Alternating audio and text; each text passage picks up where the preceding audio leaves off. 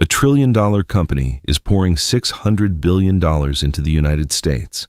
New factories, new infrastructure, new jobs.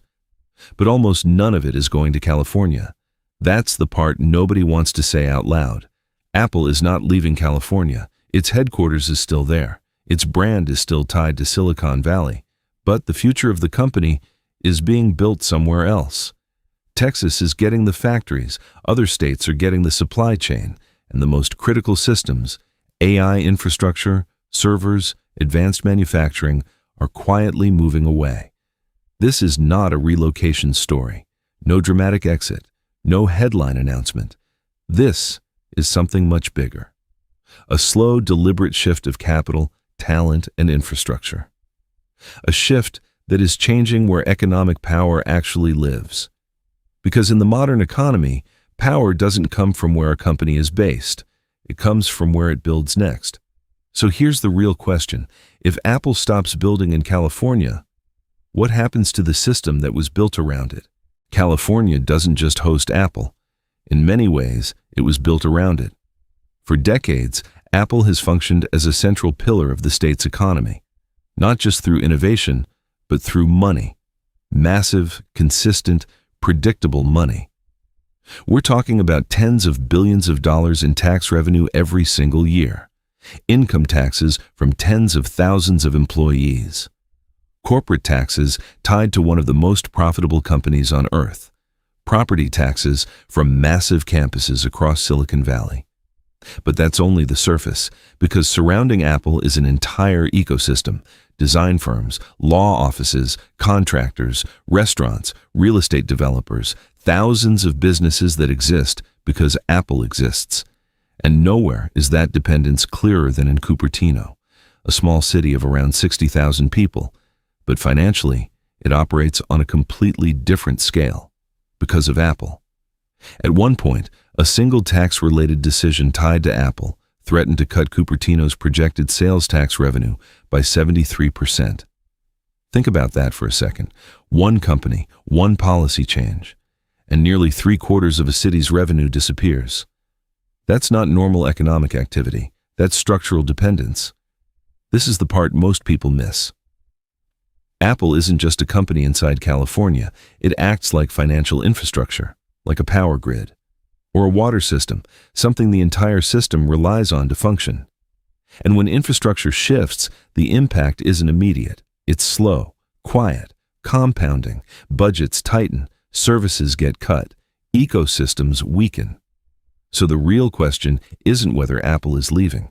It's this. What happens when the foundation of an entire economic system starts to move somewhere else? The shift didn't happen overnight. There was no press conference, no dramatic exit. Instead, it started quietly. Apple began building in Texas, then expanding in Arizona, then adding capacity in Washington. Each move looked small on its own. A new facility here, a new partner there. Nothing that screamed, California is losing Apple. But when you zoom out, a pattern starts to appear. The center of gravity is moving, and one moment made that shift impossible to ignore.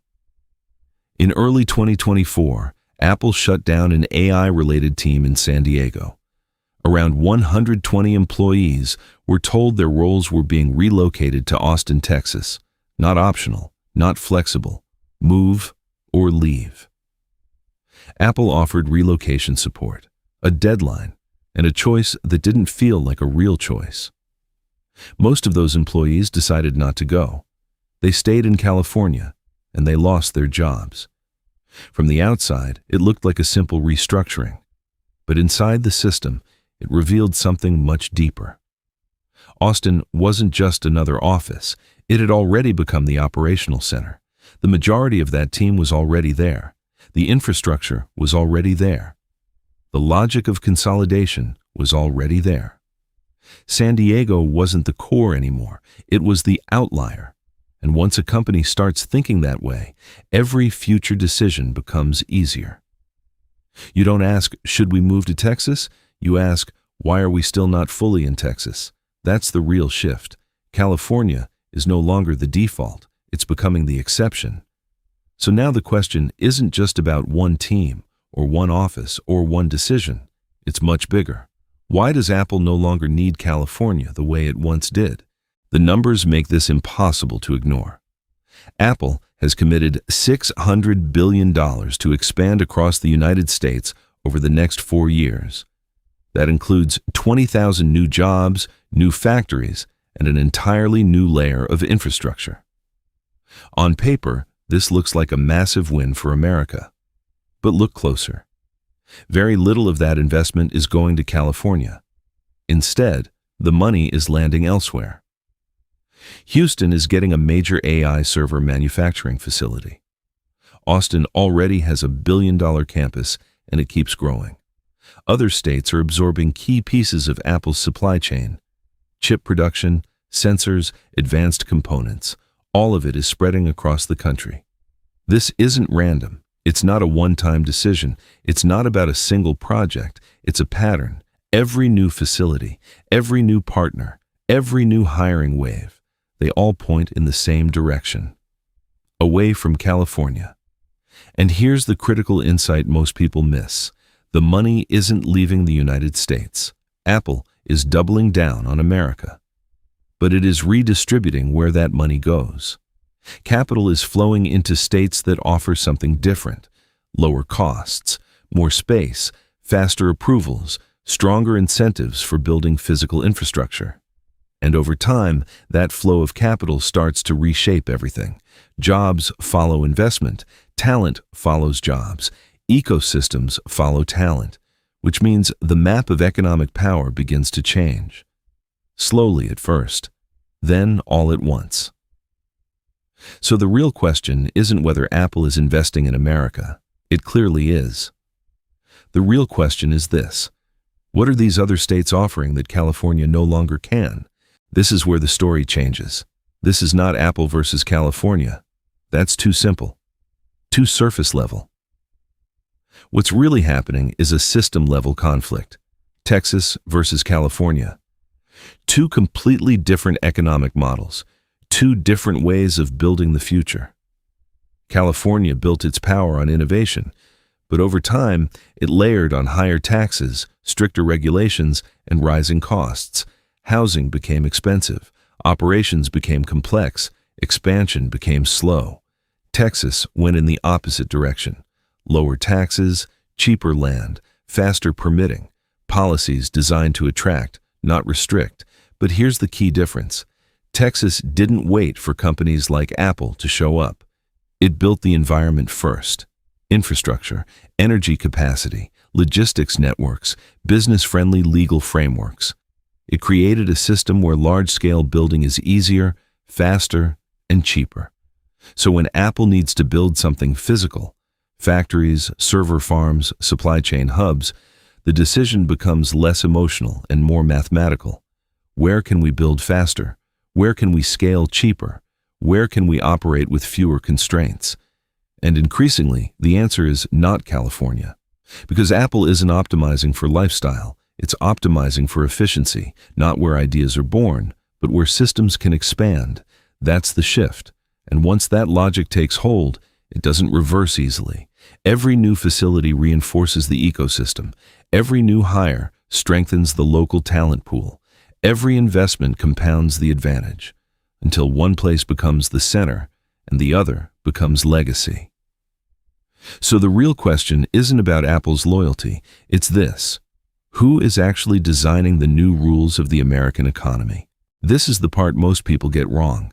This is not really about Apple, and it's not even just about California. This is about China.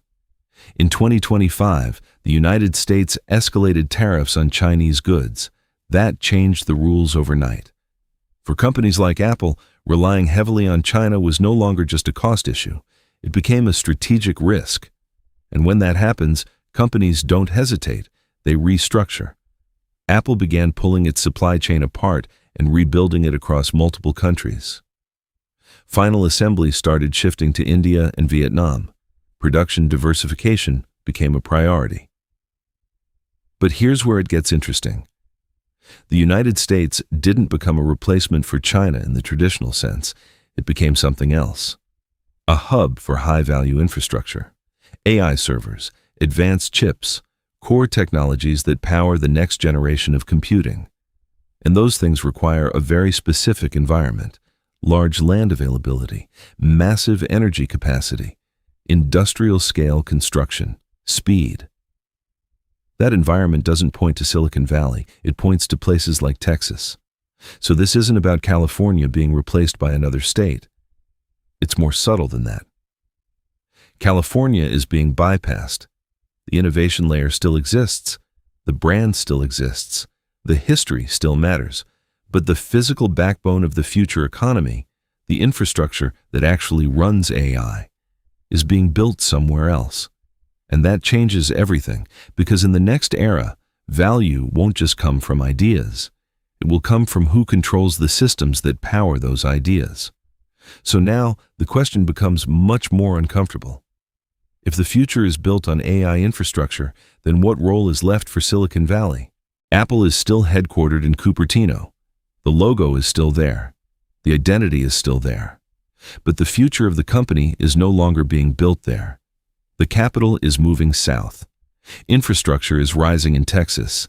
Jobs are slowly leaving the West Coast, not all at once, not in a dramatic collapse, but in a steady, irreversible shift.